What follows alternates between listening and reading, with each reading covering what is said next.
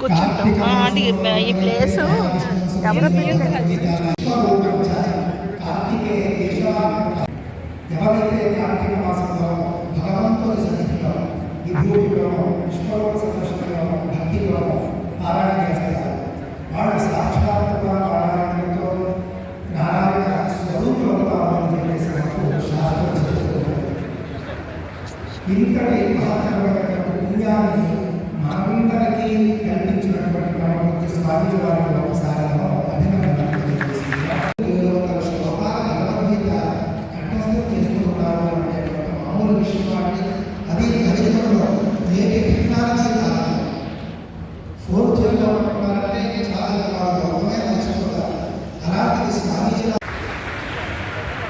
ఇప్పటిదాకా కొన్ని వేల మంది ఒక అద్భుతమైనటువంటి తాజాగా అమెరికాలో చికాగోలో జరిగింది.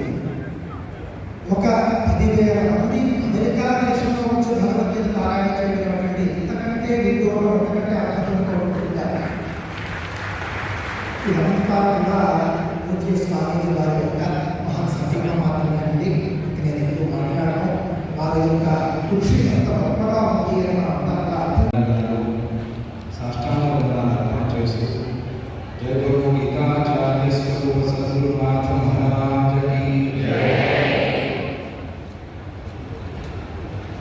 పూజ్య స్వామి గారు ఏది సంకల్పం చేసినా కూడా వ్యష్టిగాను సమష్టిగాను మనకి ఏం చేసేది.